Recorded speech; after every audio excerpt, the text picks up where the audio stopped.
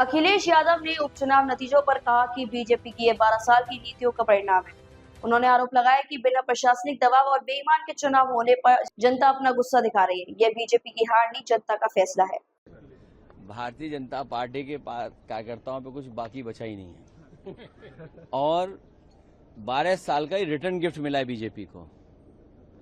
BJP अगर कुंदरकी की तरह चुनाव लड़ती या बंगाल की तरह चुनाव लड़ती, बीजेपी फोर्स को लगा देती और जैसे चुनाव लड़ते हैं बीजेपी के लोग, तो बीजेपी की हार नहीं होती। ये आपको हमको समझने की बात है।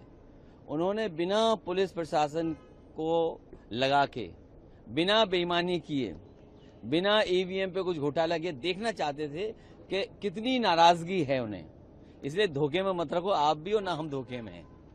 ये हार नहीं है। उन्होंने अपना तय किया है कि बिना बेईमानी के जनता कितना वोट देगी।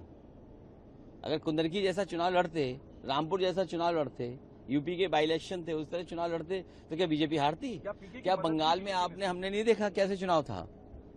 मैं सवाल नहीं देखिए, ये अपने शब्द मुझे मत कहिए। मैं आपसे कह रहा हूं कि बीजेपी को समझने की जरूरत है। बीजेपी ने बिल्कुल फेयर चुनाव कराया इस बार।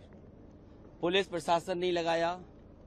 जिस तरीके से उन्होंने कुंदरकी चुनाव में, मीरापुर के चुनाव में, रामपुर के बाई इलेक्शन के चुनाव में या अन्य जो बाई इलेक्शन यूपी के हुए थे, जो बेईमानी की थी वो नहीं की। और जिस तरह बंगाल में उन्होंने फोर्स लगाया था, वो फोर्स नहीं लगाया। क्या आपने फोर्स देखा? वैसे कुंदरकी जैसा फोर्स देखा आपने? तो समझ लो आप। तो वो चेक कर रहे थे कि कितनी जनता में नाराजगी है। जब आम चुनाव आएगा तो वो अपना फोर्स लगा देंगे। अरे दतिया की तो बतिया ही मत करो, बात ही मत करो आप। हमें खुशी है कि दतिया की जनता ने और समाजवादी कार्यकर्ताओं ने जिम्मेदारी से साथ दिया इंडिया गठबंधन का।